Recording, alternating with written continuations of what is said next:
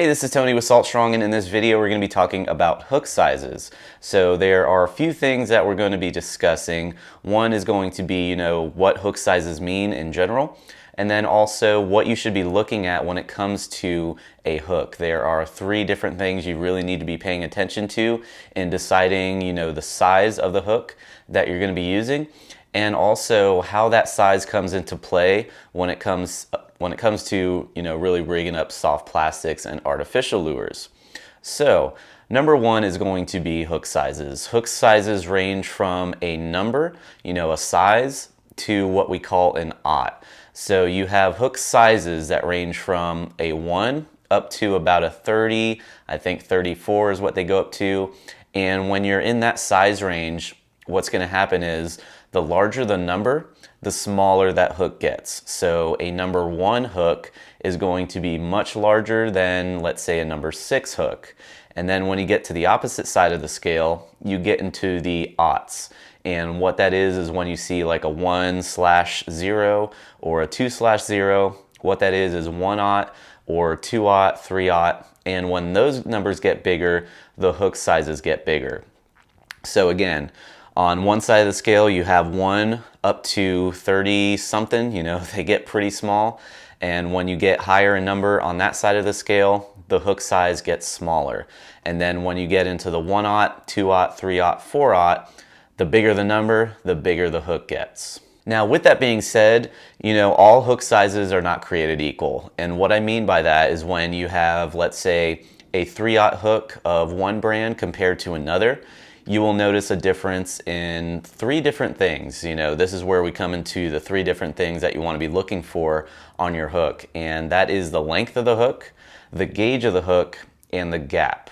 So what I mean by that, the length of the hook is just the overall length from the hook eye to the very bottom bend of the hook. The gap is going to be from the hook point to the shank of the hook. And then the gauge is going to be the thickness of the hook, how thick the metal is on the hook itself. So I have 2 hooks here. These are 2 different brands, but they are both 3/0 hooks. This is a 3/0 Owner twist lock hook. This is a 3/0 Gamakatsu hook. These are both twist lock, sort of spring lock hooks. And you're going to notice if I put these 2 hooks side by side, like so, the Owner twist lock hook is a tad bit longer than the Gamakatsu hook, but the Gamakatsu hook has a bit wider of a gap than the twist lock hook. So you really need to know, which hook would be best for the type of lure you're using. A 3/0 standard generalization, a 3/0 is going to be close in size from brand to brand, but it's not going to be the exact size. That's why you want to look at the gap and also, how thick that hook is. When it comes to the thickness of a hook, let's talk about that one first. The thickness of the hook, or the gauge of a hook. You have light wire gauge and then you have sort of a heavy wire gauge. Those heavier gauge hooks, or the thicker hooks, those are what you're going to want to use when you're using very heavy gear. You're using 20, 30, 40 pound line, you're fishing around structure. You have to put a lot of pressure on those fish to get them in. You want those thicker hooks so they don't bend. The thin wire hooks, they're going to be lighter hooks, and those are going to be more suited if you're fishing, open flats, areas like that, not targeting species that are too big, and you're not using heavy line because you're not going to run the risk of bending those hooks or have them straighten out. So if you're going for a more finesse presentation, going after, smaller, lower, mid to upper slot size fish, a regular, gauge hook will be best. But in general, if you're fishing around heavy structure, you're going to want a thicker hook. If you're fishing around, light structure, lighter applications, a standard gauge hook will pretty much get the job done. So a good example of hook gauges here. These are both 5/0 circle hooks. On this side here, this one right here, this is a lighter gauged hook. As you can see, it's a little bit thinner than this one that I have here, which has a thicker wire or thicker metal on there. So again, thicker hooks for heavier applications, thinner hooks for more finesse applications. And when you're using live bait, especially with circle hooks or J hooks, it can actually be better to go with the lighter wire. That way you're not putting a large hole in your bait and possibly killing that bait. And also heavier, thicker hooks are going to weigh down your bait a lot more than a light wire hook. So light wire hooks are going to be much better for live bait and allowing that bait to have more of a natural action in the water because you don't have a really heavy gauge wire hook weighing it down. Then when it comes to the gap of the hook, like I said, this 3/0 Gamakatsu hook has a little bit wider of a gap from the hook point to the shank of the hook than the Owner Twist Lock. So if I was using a soft plastic that had a pretty meaty or beefy body, I would want to go with a wider gap on the hook because that plastic can actually get in the way of a hook set if you don't have a wide enough gap on your hook. So if you find yourself losing a lot of fish or missing strikes, probably because the plastic of your lure is actually getting in the way of the hook set. So you might need to go with a hook that has a little bit wider of a gap. Now, again, that's going to be more of an eyeballing kind of thing. You have to sort of size up different hooks from different brands, different manufacturers to find the right one for the right application, but just being aware of that will definitely help you out.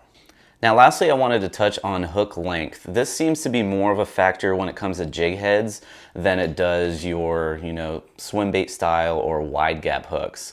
When you have 2 3/0 hooks of a swim bait or a wide gap hook, they seem to be pretty identical in length. It's not too crazy. But when it comes to jig heads, I've noticed a lot of manufacturers, they don't really say what size the hook is unless you research it. It doesn't really say it on the packaging, but they seem to be more focused on the weight rather than the actual hook size. So I found this to be a little bit more challenging when it comes to sizing up with soft plastics. What I'll usually do if I'm at the store, I'll grab a pack of jig heads and then I'll grab a pack of lures that I want to use and I'll sort of match them up side by side with each other. Because what you don't want to do is use a super long shank hook, such as a redfish eye jig head with a very small lure, because that will affect the action of the lure. If that hook shank is going too far back on the body and it's interfering with the tail of a paddle tail or, even a jerk shad or something like that, where you want that tail to sort of, kick and wiggle a little bit when you twitch the lure, that can affect the lure by making it too stiff, because you now basically have created a spine down more than half the length of that lure. So on the opposite side, you don't want to use a jig head that's too short on a really long lure, because what will happen is you'll miss a lot of strikes because that jig head is too far up on the body of the lure. If you're getting short striked, you're going to miss out on a lot of fish. So definitely keep that in mind when it comes to the length of the hook as well. You could have 2 2/0 size hooks, but one might have a longer shank than the other one. And remember, just keep in mind, match it up to the size of the lure that you're using.